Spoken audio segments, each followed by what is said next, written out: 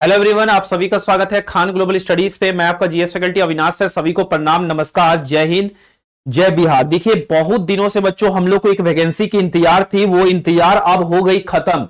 1481 vacancy आ गई है बच्चों, 1481 वैकेंसी बच्चों आ गई है बिहार सीजीएल 4 की, बिहार एसएससी सीजीएल 4 की बच्चों बम्पर वैकेंसी की घोषणा कर दी गई है। बहुत दिनों से 2-3 वैकेंसी का हम लोग इंतजार कर रहे थे, एक बिहार एसएससी सीजीएल 4 का और दूसरा एक वैकेंसी बच्चों बिहार दरोगा का। मुझे लगता है वो भी बहुत जल्द आने वाला है ना, तो इसको लेकर बच्चों घोषणा कर दिया गया। पूरा डिटेल में हम बात करेंगे कि क्या है वैकेंसी, कितनी वैकेंसी है, कौन सा सीट भरना है और कितना है ना, सारा डिटेल बच्चों। ये वैकेंसी मतलब समझिए कि टॉप क्लास की वैकेंसी में से एक है बिहार की, है ना। तो ग्रेजुएशन लेवल पे क्या है, क्या क्वालिफिकेशन होगा, टॉप क्लास की जॉब बच्चों, जो सीजल सेंटर लेवल पे होता है ना, वही यहां पर भी क्या होता है, टॉप लेवल की एक पोस्ट होती है। उसी पोस्ट को लेकर आपको हम यहाँ पे पूरा जानकारी देंगे। देखिए ध्यान से, क्या है नोटिफिकेशन, क्या आया है, Bihar SSC CGL 4 notification out, है ना। देखिए ध्यान समझते हैं इसमें क्या है, सब लोग को समझना है। बहुत ही अच्छा पोस्ट है, इस सब में जॉब लगने का मतलब सोने पे सुहागा हम लोग कहते हैं ना, इस टाइप अपने भाषा में हम लोग सोने पे सुहागा कहते हैं। देखिए ध्यान से, क्या है, बिहार कर्मचारी चयन आयोग, है ना, स्नातक स्तरीय पदों पर नियुक्ति हेतु आयोजित की जाने वाली चतुर्थ स्तरीय, है ना बच्चों, क्या है, चतुर्थ स्नातक स्तरीय संयुक्त प्रतियोगिता परीक्षा का विज्ञापन 5/2025 ये लागू कर दिया गया है। बहुत ही अच्छा वैकेंसी है बच्चों इसमें, देखिए, है ना। और सबसे इंपॉर्टेंट बात है, फॉर्म भरने का डेट भी दे दिया, खाली हवाबाजी नहीं हुआ है, ऑफिशियल नोटिफिकेशन है कि डिटेल दे दिया है, डेट के साथ कब से फॉर्म भर सकते हैं, कब तक। तो ये फॉर्म भरने की जो टाइम है बच्चों, 18 अगस्त से फॉर्म भर सकते हैं। कब तक बच्चों, आप कब तक आप भर सकते हैं, 17 सितंबर तक फॉर्म को भर सकते हैं। 18/8/2025 से 17/9/2025 तक इस फॉर्म को भरा जा सकता है। बहुत ही अच्छा पोस्ट है। क्यों अच्छा कह रहे हैं, अभी देखिएगा पोस्ट का नाम देखिएगा ध्यान से। सामान्य प्रशासन विभाग बिहार पटना के द्वारा विभिन्न विभाग कार्यालयों से स्नातक स्तरीय पदों की रिक्तियों से संबंधित अधियाचनाओं आयोग कार्यालय को प्राप्त हुआ। अधियाचनानुसार चतुर्थ स्तरीय स्नातक स्तरीय जो है संयुक्त परीक्षा के लिए सुयोग्य उम्मीदवारों से ऑनलाइन आवेदन आयोग के कहां से भरना है फॉर्म को बच्चों, bssc.bihar.government.in पर आमंत्रित किया जाता है। ऑनलाइन आवेदन भरने को लेकर बच्चों सारी जानकारी बताएंगे। कौन कौन सा पोस्ट होता है इसमें बच्चों, पोस्ट ही तो अच्छा है। क्या पोस्ट है, सहायक प्रशाखा प्राधिकारी, योजना सहायक, कनीय सांख्यिकी सहायक, data entry operator grade C का, और उसके बाद जो अंकेक्षक यानी अंकेक्षक निदेशालय वित्त विभाग मतलब फाइनेंस डिपार्टमेंट में पोस्ट आता है। अंकेक्षक सहयोग समितियां सहकारिता विभाग में ये पोस्ट है। सारा पोस्ट आपके सामने यहाँ पे दिया गया, इन सब पोस्ट पे आपकी रिक्रूटमेंट की जाएगी। आगे देखिए बच्चों, कितनी कितनी वैकेंसी आई है, किसमें किसमें, वो भी सारा बात आपके सामने दिया गया है। देखिए यहाँ पे सबसे अधिक पोस्ट जो है बच्चों वो क्या है, सहायक प्रशाखा प्राधिकारी का है, जैसे सामान्य प्रशासन विभाग बिहार पटना का है। सबसे अधिक पोस्ट इसी में 1064 के आसपास इसमें पोस्ट है। अलग अलग कोटि के हिसाब से अलग अलग चीजें यहाँ पे दी गई है ना, जैसे अनुसूचित जाति, अनुसूचित जनजाति, अत्यंत पिछड़ा वर्ग, पिछड़ा वर्ग हो गया, पिछड़ा वर्गों की महिलाओं के लिए हो गया, आर्थिक रूप से कमजोर वर्ग के लिए। दूसरा बच्चों 88 पोस्ट है योजना सहायक का, है ना। और उसके बाद क्या है, यहीं पे कनिक संख्या की सहायक का भी दिया हुआ है ना। ये सारा चीज आपके सामने दे दिया गया है कि कौन कौन सा पोस्ट क्या क्या है। लेकिन इसमें एक चीज ध्यान देने की बात है, योग्यता भी दिया हुआ है, न्यूनतम शैक्षिक योग्यता। देखिए, किसी मान्यता प्राप्त विश्वविद्यालय से स्नातक, किसी मान्यता प्राप्त विश्वविद्यालय से स्नातक। मतलब एक तरह से अगर मैं बात करूं, इसमें जो मैक्सिमम पोस्ट आते हैं बच्चों ग्रेजुएशन लेवल पे, क्योंकि नाम ही है बच्चों, है ना, सीजीएल 4, है ना, कॉमन ग्रेजुएट लेवल का एग्जामिनेशन होता है। ये स्नातक लेवल का होता है, जो ग्रेजुएशन पास है उस लेवल को, इसलिए कंपटीशन थोड़ा बढ़िया वाला हो जाता है इसमें, क्योंकि ग्रेजुएट बच्चे कहीं ना कहीं मैच्योर हो जाते हैं ना, और वो लोग पढ़ लेते हैं और पढ़ने के बाद थोड़ा मैच्योरिटी के साथ एग्जाम देते हैं। 10+2 थोड़ा सा, है ना, इंटर लेवल पे और ग्रेजुएशन लेवल पे। देखिए, मान्यता प्राप्त विश्वविद्यालय से गणित अथवा अर्थशास्त्र अथवा वाणिज्यिक अथवा सांख्यिकी विषय में स्नातक परीक्षा, है ना, कनिक के लिए। डाटा एंट्री ऑपरेटर के लिए किसी मान्यता प्राप्त विश्वविद्यालय से स्नातक के साथ किसी मान्यता प्राप्त संस्थान से पीजीडीसीए या फिर बीसीए या बीएससी करना होगा। उसके बाद जो अंकेक्षक यानी अंकेक्षक बच्चों जो बताए थे वित्त विभाग वाला में, वाणिज्यिक अर्थशास्त्र सांख्यिकी अथवा गणित में से किसी एक विषय में मान्यता प्राप्त विश्वविद्यालय से स्नातक पास होना चाहिए। दूसरा बच्चों एक और है, ऐसे अंकेक्षक यानी सहयोग समिति सहकारी विभाग में मान्यता प्राप्त विश्वविद्यालय से क्या होना चाहिए, उत्तीर्ण स्नातक गणित के साथ अथवा वाणिज्य के संस्थान। मतलब सारा आपको क्वालिफिकेशन दे दिया है, किस पोस्ट के लिए आप कितना अप्लाई भर सकते हैं। देखिए वही सर पोस्ट का नाम दे दिया, कितना कितना पोस्ट है आपके सामने। देखिए पहली बार बच्चों बहुत दिनों से इसकी भी डिमांड हो रही थी, मैं पढ़ देता हूं। नोट 1, राज्य के मूल निवासी बेंचमार्क दिव्यांग मात्र को ही क्षेत्रीय आरक्षण अनुमान्य है। राज्य के मूल्य निवासी महिला अभ्यर्थी को ही 35% क्षेत्रीय आरक्षण अनुमान होगी, है ना। मतलब बच्चों अभी तक क्या था बिहार में कुछ दिन पहले तक कि अगर किसी भी राज्य की महिला है तो वो भी बिहार के 35% आरक्षण में आती थी, लेकिन अब इस बार साफ साफ नोट में कह दिया है कि जिसका डोमिसाइल बिहार का होगा उन्हीं को केवल 35% आरक्षण दी जाएगी महिला के कैटेगरी का, है ना। मान लीजिए एग्जाम्पल के लिए कोई अगर मान लीजिए रांची से बिहार में फॉर्म भरेगा तो उसको डोमिसाइल लड़की को नहीं मिलेगा। बिहार का डोमिसाइल भागलपुर का हो, बांका का हो, रोहतास का हो, और या फिर बच्चों समस्तीपुर का, सहरसा है ना, मधुबनी कहीं का वहीं का लगेगा। ठीक है, क्लियर। हाँ चलिए दूसरा बच्चों कहानी क्या है, उपयुक्त सभी रिक्तियां बात से कर दिया, घट बढ़ सकती है उस फलना चला। उम्र सीमा, देखिए उम्र सीमा जैसा कि बाकी फॉर्म में चलता है बिहार में क्या क्या है, देखिए उसी बात अनारक्षित जेंडर कैटेगरी 37 वर्ष होना चाहिए, पिछड़ा वर्ग एवं अत्यंत पिछड़ा वर्ग के लिए 40 साल, अनारक्षित महिला के लिए 40 साल, अनुसूचित जाति और अनुसूचित जनजाति SC/ST के लिए बच्चों 42 साल, और सभी कोटे के दिव्यांग अभ्यर्थी के लिए बच्चों उपयुक्त कोटिवार अधिकतम उम्र सीमा के अतिरिक्त 10 वर्ष की छूट दी जाएगी दिव्यांग के लिए। अगला देखिए अगला क्वेश्चन बच्चों क्या है, अगला क्वेश्चन क्या है, अगला अपना क्वेश्चन को रखिए अभी सारा क्वेश्चन को हम बताएंगे। डेट ऑफ बर्थ क्या है, उम्र क्या पूछ रहा है, सब बताएंगे, अभी टेंशन मत लीजिए। देखिए आयोग द्वारा मैट्रिकुलेशन या समतुल्य प्रमाण पत्र में अंकित उम्मीदवार की जन्म तिथि मानी जाएगी, है ना। कार्मिक एवं प्रशासनिक सुधार विभाग के संख्या इतना के दिनांक 10/9/2003 के आलोक के इस परीक्षा में, अब देखिए वो देता गया कैसे कैसे कैलकुलेट की जाएगी एज, तो आपका जो 10वां का मार्कशीट है उसी मार्कशीट के बेसिस पे ही आपका क्या करेगा एज कैलकुलेट करेगा। जैसे मान लीजिए किसी का 2000 में है ना, 2000 में जन्म लिए हैं तो 2000 से अभी कितना 25 हो गया, तो 25 साल आपका हो गया टोटल एज, है ना। 25 साल हो गया तो आप देखिए इस कैटेगरी में आ सकते हैं, बिल्कुल आ सकते हैं। बस आपके पास क्या होना चाहिए, एज जो है ना, एज जो है 18 साल प्लस होना चाहिए, स्नातक पास होना चाहिए, कम से कम आपको जो है ना ये क्या बोलते हैं ग्रेजुएशन जो खोज रहा है एजुकेशनल क्वालिफिकेशन वो भी होना चाहिए। ठीक है चलिए आगे देखिए, ये बाकी सब बताया वही कि कैसे कैसे आरक्षित वो करते हैं काम की बातें। देखिए अगला परीक्षा की, देखिए उक्त परीक्षा के लिए ऑनलाइन आवेदन पत्र भरने वाले अभ्यर्थी को अपनी जाति के अनुरूप आरक्षण कोटि को सही एवं स्पष्ट रूप से क्या करना पड़ेगा, उद्धृत करना अनिवार्य होगा। मतलब जाति प्रमाण पत्र अगर लगाते हैं तो साफ साफ लगाइएगा जाति प्रमाण पत्र जो पूछ रहा है। देखिए अगला परीक्षा की प्रकृति वस्तुनिष्ठ होगी, मतलब ऑब्जेक्टिव होगी। बिहार कर्मचारी चयन आयोग परीक्षा संचालन नियमावली 2010 के आलोक में 40,000 से अधिक आवेदन प्राप्त होने पर प्रारंभिक परीक्षा आयोजित की जाएगी। अधिक आवेदन प्राप्त होने पर प्रारंभिक परीक्षा के एक से अधिक चरणों में आयोजित की जा सकती है। विभिन्न चरणों में परीक्षा आयोजन किए जाने की स्थिति में परीक्षा परिणाम समानीकरण की प्रक्रिया अपनाते हुए तैयार की जाएगी। प्रारंभिक परीक्षा वस्तुनिष्ठ प्रकृति की होगी। प्रारंभिक परीक्षा के मध्यम से कोटिवार उपलब्ध रिक्तियों के 5 गुना संख्या के बराबर अभ्यर्थी का चयन मुख्य परीक्षा के लिए किया जाएगा। मुख्य परीक्षा हेतु अलग से विज्ञापन प्रकाशित किया जाएगा, है ना। देखिए कहानी क्या है बच्चों, अगर 40,000 के कम फॉर्म गिरता है तो आपका एक सिंगल शिफ्ट में एग्जाम होगा, सिंगल दिन होगा, मतलब सिंगल होगा एग्जाम, और आपकी सिलेक्शन की बात की 40,000 से ज्यादा फॉर्म अगर गिरेगा तो उस केस में क्या होगा कि एक से अधिक चरणों में परीक्षा भी होगी, एक से अधिक चरणों में हो सकता है शिफ्ट में भी करवा सके। ठीक है ध्यान रखिएगा। अगला देखिए क्या होगा, परीक्षा हेतु निर्धारण पाठ्यक्रम निम्नलिखित है। देखिए प्रारंभिक परीक्षा में एक पत्र सामान्य ज्ञान का होगा जिसमें निम्नलिखित विषय होंगे। सामान्य ज्ञान का एक विषय और पेपर होगा बच्चों। मतलब प्रारंभिक परीक्षा क्या होगा, पहला प्रारंभिक परीक्षा में आपके सामने जो होंगे वो होगा क्या, आपके सामने सामान्य अध्ययन होगा, सामान्य विज्ञान एवं गणित होगा, मानसिक क्षमता जांच यानी रीजनिंग होगा, comprehension, logic, reasoning, mental ability. अगला प्रश्न वस्तुनिष्ठ एवं बहुविकल्पीय होंगे। कुल प्रश्नों की संख्या 150 होगी। कितना होगा कुल संख्या, क्वेश्चन की संख्या कितनी होगी, 150 क्वेश्चंस होंगे टोटल, है ना। प्रत्येक सही उत्तर के लिए 4 अंक दिए जाएंगे। मतलब 150 क्वेश्चन है, 4 नंबर मिलेंगे, यानी 600 नंबर का आपका क्या होगा एग्जाम होगा। ठीक है उसके बाद क्या है, तथा प्रत्येक गलत आंसर के लिए एक, अगर आप गलती करते हैं तो -1 क्या है बच्चों, रॉन्ग आंसर के लिए -1 भी है। क्या है, गलत आंसर देते हैं तो रॉन्ग के लिए कितना है आपका, गलत करेंगे तो कितना होगा बच्चों, गलत के लिए आपके पास 1 नंबर कट जाएंगे। ठीक है दूसरा देखिए नेगेटिव मार्किंग है। परीक्षा की अवधि 2 घंटा 15 मिनट, टोटल टाइम कितना दिया जाएगा, 2 घंटा 15 मिनट, मतलब जो है 120 और 150 मिनट आपको टोटल दिया जाएगा एग्जाम को क्वालिफाई करने के लिए। टोटल क्वेश्चन मतलब 150 क्वेश्चन 150 मिनट है ना है ना, क्लियर।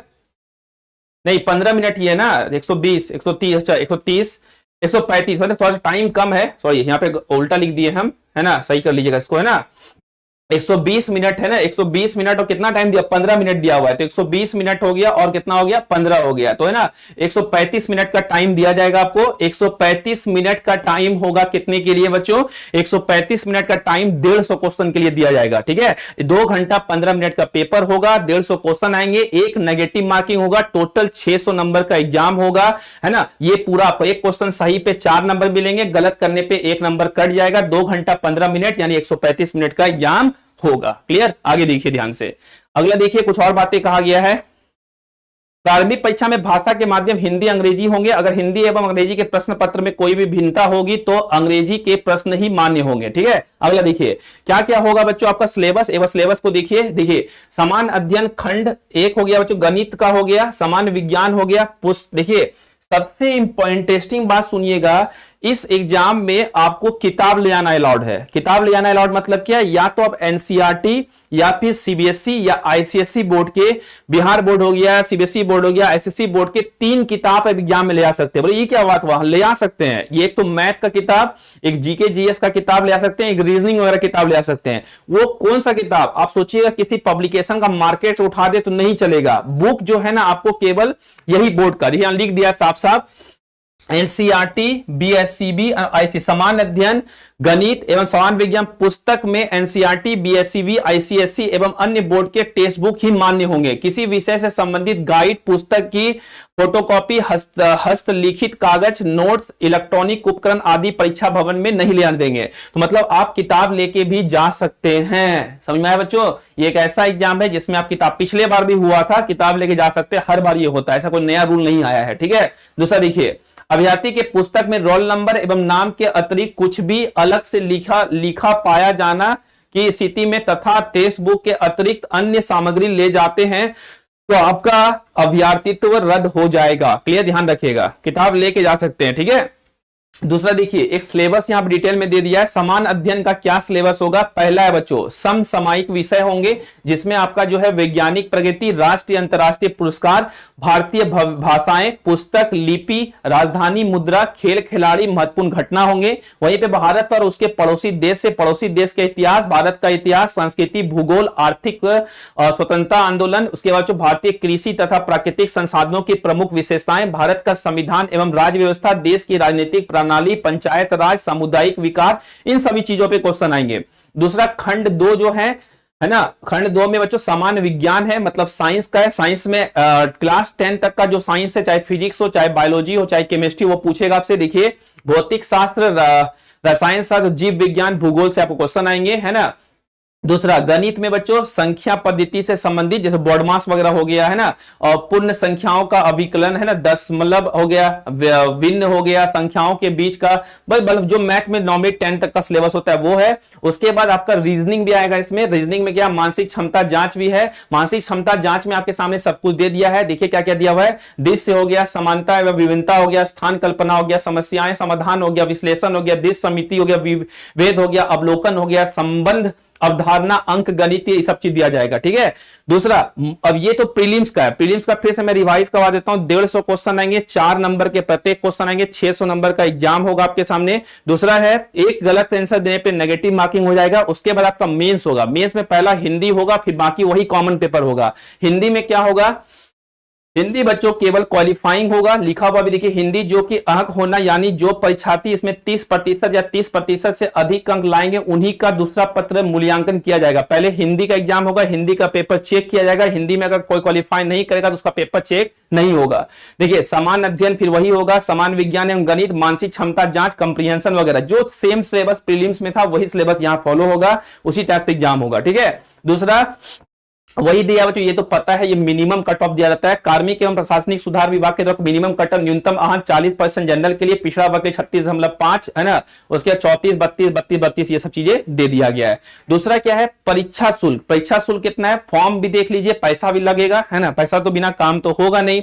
परीक्षा शुल्क क्या आपके सामने देखिए एक बार, 540 रुपया बच्चों सामान्य वर्ग, पिछड़ा वर्ग, अत्यंत पिछड़ा वर्ग के लिए, अनुसूचित जाति जनजाति 135 रुपया, सभी श्रेणियों के दिव्यांगों के लिए बच्चों 135 रुपया, सभी क्षेत्र की महिलाओं के लिए 135 रुपया, बिहार राज्य के बाहर के सभी श्रेणी के अभ्यर्थियों के लिए 540 रुपया, है ना। तो जनरल कैटेगरी के लिए, ओबीसी के लिए 540 है ना, अन्य राज्यों के लिए 540 है, बाकी के लिए 135 है। ठीक है, अगला देखिए, परीक्षा शुल्क की राशि पर वही जो है प्रोसेसिंग फी लग सकता है, ये सब चीजें आपको सामने कह दिया है। अगला देखिए, ऑनलाइन रजिस्ट्रेशन करने के पश्चात परीक्षा शुल्क ऑनलाइन पेमेंट गेटवे के माध्यम से दिनांक 18/8/2025 से 17/9/2025 तक जमा किया जाएगा, है ना। उसके बाद देखिए आगे देखिए, आरक्षण क्या है बच्चों, आरक्षण की बातें कुछ देख लीजिए। आरक्षण का लाभ राज्य सरकार के संप्रति प्रचलित आरक्षण नियमों के अनुसार ही होगी। ऑनलाइन आवेदन पत्र में इंगित है ना कॉलम में आरक्षण का दावा नहीं करने पर आरक्षण का लाभ नहीं मिलेगा। आपको फॉर्म भरने टाइम देखना पड़ेगा, ईबीसी है, बीसी है, क्या है, किस कैटेगरी से आप देखना है। ठीक है, जाति एवं लिंग के आधार पर आरक्षण का लाभ नहीं उन्हीं उम्मीदवारों को मिलेगा जिनके स्थानीय निवास बिहार राज्य में है अथवा जो बिहार के मूल निवासी है। बिहार राज्य से बाहर के निवासी अभ्यर्थी को आरक्षण का लाभ दे नहीं होगा। आवेदन में दिया गया स्थानीय पता ही आरक्षण के प्रयोग के लिए अस्थायी निवास या फिर बच्चों क्या आपके सामने अनुमान्य होगा, है ना। उसके बाद क्वेश्चन क्या है, उक्त आरक्षण के लिए उम्मीदवारों को स्थानीय आवासीय प्रमाण पत्र प्रस्तुत करना अनिवार्य होगा। जैसे बच्चों जो भी आप फॉर्म भरने टाइम एड्रेस प्रूफ देंगे उसी एड्रेस प्रूफ के हिसाब से आपका होगा, है ना, उसी एड्रेस प्रूफ के हिसाब से चीजें होगी। अगर एड्रेस प्रूफ जो है जैसे मान लीजिए कोई एड्रेस लगा दिया कहां का, वही बात यहां पर रांची का लगाया है और फिर आरक्षण बिहार का कैटेगरी खोजेगा तो वो नहीं चलेगा, आरक्षण के हिसाब से ही काम होगी, है ना, बिना मतलब आपका डेट जो भी एड्रेस डाले उसी हिसाब से। ठीक है, एक दो बात और इंटरेस्टिंग मैं पढ़ रहा था, नीचे देखिए, आवेदन में दिया गया स्थानीय पता ही आरक्षण के प्रयोजन के लिए स्थायी निवास अनुमान्य होगा। उक्त आरक्षण के लिए उम्मीदवारों को स्थानीय आवासीय प्रमाण पत्र प्रस्तुत करना अनिवार्य होगा। ठीक है, जाति प्रमाण पत्र क्या क्या लगने वाला है, सारा डॉक्यूमेंट को इकट्ठा कर लीजिए फॉर्म भरने के पहले। अनुसूचित जाति एवं अनुसूचित जनजाति के उम्मीदवार को निम्नलिखित प्रमाण पत्र मुख्य परीक्षा आवेदन भरने के समय अपलोड करना है। पहला जाति प्रमाण पत्र बच्चों, स्थानीय निवासी मूल प्रमाण पत्र, पिछड़ा वर्ग अत्यंत पिछड़ा वर्ग का बच्चों उम्मीदवारों के लिए क्रीमी लेयर रहित एनसीएल लगेगा बच्चों, नन क्रीमी लेयर सर्टिफिकेट लगेगा, एनसीएल। देखिए फॉर्म भरने में अभी टाइम है, तो अब तक आप क्या कीजिए, एनसीएल सर्टिफिकेट वगैरह बनवा के रख लीजिए। एनसीएल लगेगा जाति प्रमाण पत्र के लिए, नन वो लगेगा बच्चों, क्या क्या लगेगा, देखिए अगर आप अनुसूचित जाति जनजाति के जाति प्रमाण पत्र, स्थानीय निवास के प्रमाण पत्र, डोमिसाइल लगेगा, जाति प्रमाण पत्र, पिछड़ा वर्ग के अत्यंत पिछड़ा वर्ग के उम्मीदवारों के लिए क्रीमी लेयर रहित पत्र मुख्य परीक्षा के आवेदन भरने के समय अपलोड करना अनिवार्य होगा। पिछड़ा वर्ग अत्यंत पिछड़ा वर्ग की दशा में अपने स्थानीय अधिवास अंचल के राज्य सरकार द्वारा अधिसूचना अंचल पदाधिकारी राजस्व पदाधिकारी द्वारा निर्गत क्रीमी लेयर रहित प्रमाण पत्र को लाना पड़ेगा एनसीएल को। सबसे अच्छा तरीका मैं बताता हूं बच्चों, जिसके पास एनसीएल नहीं है वो साइबर कैफे जाइए, अपने घर के बगल में जो है वो लोग बता देगा, ऑनलाइन पोर्टल से अप्लाई कर सकते हैं, फॉर्म आराम से बन जाता है। ठीक है, बन जाइएगा, ठीक है, बन जाएगा। ठीक है, दूसरा देखिए क्वेश्चन क्या आगे, आरक्षण का दावा करने वाली विवाहित महिलाओं का जाति क्रीमी लेयर रहित प्रमाण पत्र उनके पिता के नाम एवं पता से निर्गत होना चाहिए, ना कि उनके पति के नाम से। उपयुक्त आरक्षण संबंधी सभी प्रमाण पत्र आयोग कार्यालय में प्रमाण पत्रों की समीक्षा के समय मूल रूप से प्रस्तुत नहीं करने पर आरक्षण का लाभ दे नहीं होगा। देखिए बच्चों एक्चुअली, और जैसे मान ली दो अदर कास्ट में शादी हो गया है ना, मान ली लड़की ब्राह्मण कैटेगरी से और लड़का बच्चों किसी अदर कास्ट है, मतलब ओबीसी या बीसी से है, तो अगर बच्चों शादी होगा तो ऐसा नहीं है कि पति का, अगर ओबीसी कैटेगरी एनसीएल से मान ली किसी कास्ट से है तो उस कास्ट वाला उसको आरक्षण मिला तो वो आरक्षण उसके पत्नी को नहीं मिलेगा। अगर किसी महिला जॉब लेती है तो उनके पिता का वोटर आईडी कार्ड यानी कास्ट, यानी मतलब वोटर आईडी मतलब कास्ट को चेक किया जाएगा, उनके पिता के कास्ट के हिसाब से लड़की का जात तय होगा, ना कि उसके पति के हिसाब से। ये ध्यान रखिएगा, बहुत इंपॉर्टेंट है फॉर्म भरने टाइम में। ऐसा नहीं कि आप कोई महिला किसी लड़के से शादी की जिनका ओबीसी कैटेगरी में है या बैकवर्ड कास्ट का है, और वो जो है बच्चों पत्नी उनका कास्ट लगा के फॉर्म भर देगी, जब आरक्षण को पेश करने का टाइम आएगा तो आपको बोला जाएगा अपने पिता का कास्ट बताइए। अगर वो ब्राह्मण कैटेगरी से होगा तो जनरल कैटेगरी वाला शामिल हो सकता है, उसमें कैंडिडेचर कैंसिल भी हो जाएगा। ध्यान रखिएगा, जो विवाहित महिलाएं हैं उनको एकदम स्पेशल ध्यान देना है कि आरक्षण आपके पिता के नाम पे मिलेगा, ना कि पति के नाम पे। क्लियर, ठीक ना।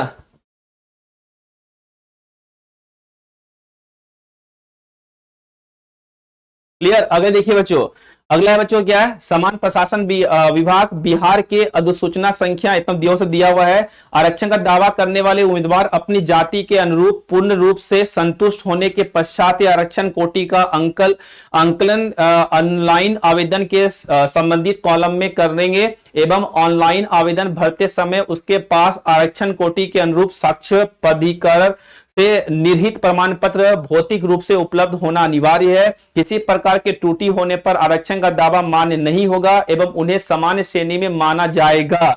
एक क्वेश्चन बहुत इंपॉर्टेंट बोल दिया बच्चों, अगर आप नहीं दे पाएंगे, देखिए आरक्षण कोटि के अनुरूप समझ प्राधिकार से निर्गत प्रमाण पत्र भौतिक रूप से उपलब्ध होना अनिवार्य होगा। किसी प्रकार के त्रुटि होने पर आरक्षण का दावा मान्य नहीं होगा एवं उन्हें समान श्रेणी में माना जाएगा। उदाहरण स्वरूप यदि बीसी कोटे के अभ्यर्थी ऑनलाइन आवेदन के समय ईबीसी अंकित करते हैं तथा प्रमाण पत्र समीक्षा के दौरान बीसी कोटि का प्रमाण पत्र प्रस्तुत करते हैं तो उन्हें अनारक्षित कोटि में रखा जाएगा, जनरल कैटेगरी में भेज दिया जाएगा। ठीक है, यदि उम्मीदवार प्रमाण पत्र समीक्षा के दौरान संगत प्रमाण पत्र प्रस्तुत नहीं करेगा तो उन्हें अनारक्षित कोटि में मान्य कर दिया जाएगा।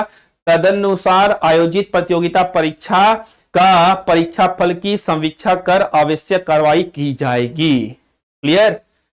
अभी क्वेश्चन का जवाब देंगे बाबू, गुम्मू रुक जाइए थोड़ा देर के लिए, थोड़ा वेट की, सभी लोग वेट कीजिए, क्वेश्चन अपना लास्ट में पूछिएगा। अभी पहले हम आपको बता रहे डिटेल, ठीक है। उसके समान प्रशासन विभाग के बारे में और भी चीजें दे दिया है बच्चों, आपका क्या क्या बेंचमार्क डिसेबिलिटी का कारण दे दिया, डिसेबिलिटी अगर है कितना परसेंट है।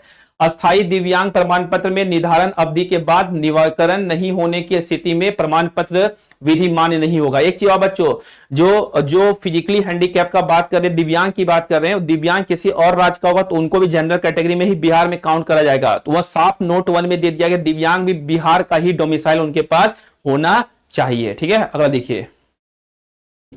बाकी बच्चों समान प्रशासन विभाग बिहार पटना के संदर्भ में बाकी सब चीजें दे दिया है, जो होता है वो सब चीजें बातें किया है ना। उसके बाद हाँ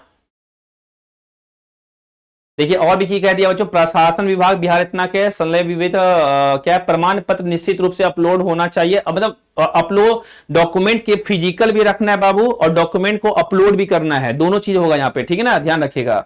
देखिए विवाहित महिलाओं के पक्ष में आय एवं परिसंपत्ति प्रमाण पत्र अभ्यर्थी के पति के साथ रहने की स्थिति में उनके पति के अस्थायी निवास से निर्गत होगी, परंतु इस विवाहित महिला का अपने पिता के निवास के आधार पर निर्गत आवास प्रमाण पत्र प्रस्तुत करना आवश्यक होगा। जिससे स्पष्ट हो जाएगा कि विवेचित विवाहित महिला बिहार राज्य की मूल निवासी है। आय एवं परिस्थिति की संबंध प्रमाण पत्र निर्गत किया जाने की तिथि से एक विषय के लिए वैध माना जाएगा। यह भी बच्चों इंटरेस्टिंग बात बोल दिया है कि विवाहित महिलाओं के लिए आय एवं परिस्थिति प्रमाण पत्र उसके पति का माना जाएगा, आय प्रमाण पत्र, कास्ट जो माना जाएगा किसके हिसाब से, उनके पति के पिता के हिसाब से, है ना। ये सब कहानी कहा है बच्चों। मैट्रिकुलेशन का प्रमाण पत्र आपके पास होना चाहिए। महत्वपूर्ण दिशा निर्देश दिया बच्चों, किसी अभ्यर्थी का परीक्षा में सम्मिलित होने की पात्रता, वही सब एडमिट कार्ड, किसी प्रकार का पैरवी करना या करने वाले अथवा गलत या अपूर्ण सूचना देने वाले अर्थात चयन की प्रक्रिया को किसी प्रकार का अनुसूचित तरीका अपनाकर नियुक्ति प्रभावित करने का प्रयास करने पर अभ्यर्थी का अभ्यर्थित्व रद्द कर दी जाएगी, है ना। उसके बाद सबमिट करने का फॉर्म भरने का तरीका यहाँ बता दिया, कैसे कैसे फॉर्म को भरेंगे, ऑनलाइन फॉर्म को भरिए। डेट फिर से मैं वो बता देना चाहता हूं, डेट है आपके सामने, ऑनलाइन आवेदन प्रारंभ करने की तिथि 18/8/2025, परीक्षा शुल्क जमा करने की तिथि है 17/9/2025, है ना बच्चों। ऑनलाइन आवेदन भरने की अंतिम तिथि है बच्चों 19/9/2025। तो 18 तारीख तक आपका स्टार्ट होगा फॉर्म भरना, अगले साल तक जाएगी, तो है ना। तो उसका क्या हो गया बच्चों, 18 तारीख से फॉर्म भरेंगे, तो इसके पहले सारे दस्तावेज बना के रख लीजिए। 10 से 15 दिन में दस्तावेज आ जाता है, उसके बाद फॉर्म भरना शुरू कर दीजिए। तो एक रक्षाबंधन का तोहफा समझ लीजिए सरकार की तरफ से, बहुत अच्छा फॉर्म है। क्या क्या लगेगा बच्चों, ऑनलाइन आवेदन पत्र में योग्यता आरक्षण क्या क्या लगेगा, मैट्रिक एवं अंक के पत्र एवं मूल प्रमाण पत्र, स्नातक से संबंधित अंक पत्र एवं मूल प्रमाण पत्र, पीजीडीसीए या बीसीए या बीएससी का आईटी से संबंधित अंक प्रमाण पत्र, स्थानीय निवासी आवासीय प्रमाण पत्र, जाति प्रमाण पत्र, क्रीमी लेयर रहित, स्वतंत्रता सेनानी के पोता पोती नाता नतनी का प्रमाण पत्र, दिव्यांग संबंधित प्रमाण पत्र, अधिकतम उम्र सीमा के छूट हेतु समक्ष स्तर से निर्गत सरकारी सेवाओं का प्रमाण पत्र दिया जाएगा। यही था बच्चों आपके सामने, बाकी सब चीजें वही सब चीज है ना, आपके सामने है ना दिया गया है। क्लियर? तो वही बात है बच्चों ऑनलाइन भरने के फॉर्म की। अच्छा आप क्वेश्चन पूछ लीजिए फटाफट। क्वेश्चन पूछिए फटाफट। एक ऊपर कीजिए। आर्या बोल रही है जो लव मैरिज किए हैं किया होगा उसका, लव मैरिज अगर किए हैं तो उसका भी बच्चों जो आपका कास्ट होगा आर्या, वो आपके पिता से डिसाइड होगा, आपके पति से नहीं। कास्ट सिस्टम का आरक्षण आपके पिता से मिलेगा, पत्नी से नहीं, ठीक है, पति से नहीं। तो ऊपर कीजिए, कमेंट उठते आइए ऊपर। क्या लिखे? हम ड्रेसर, क्या लिखे सर? हम ड्रेसर हूं और हम आपको केजीएस में सेवा देना चाहते हैं और हो सकता है। चलिए आगे बढ़ाइए, ऊपर कीजिए, ऊपर कीजिए। बैच कब आएगा? धीरे धीरे आराम से सर। बैच कब लाइएगा? बैच लाएंगे, बहुत जल्द ले आएंगे, कल तक में हम कोशिश करेंगे बैच लॉन्च भी हो जाए। पोस्ट कितना है सर? 1400 है। ये पोस्ट बताएं बच्चों, अब तो बता दिए। लेट से जुड़ते हैं आप लोग, फिर सब फालतू क्वेश्चन पूछते हैं। जो डाउट है इसमें वो पूछना है आपको केवल। 1400 कितना है? 81 पोस्ट, 1481 पोस्ट है। इस साल ग्रेजुएशन पास किए हैं तो फॉर्म भर सकते हैं, बिल्कुल भर सकते हैं। ग्रेजुएशन डिग्री फॉर्म जो है आपका, फॉर्म भरने तक आपके हाथ में मार्कशीट आ जाना चाहिए, ठीक है।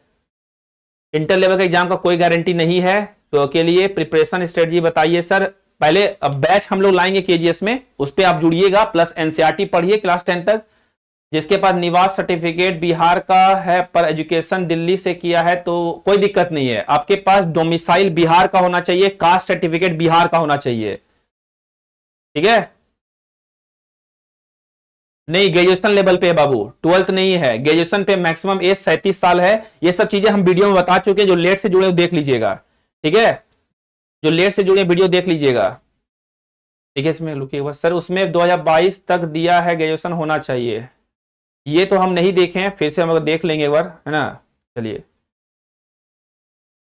ऐसा कुछ तो नहीं लिखना चाहिए, ग्रेजुएशन का ग्रेजुएशन होना चाहिए, ऐसा कुछ हमको दिखा नहीं है। आप लोग अपने मन से बनाएगा। दिल्ली वाले जनरल नहीं, आपका डोमिसाइल जहां का होगा वहीं का काउंट होगा, ठीक है।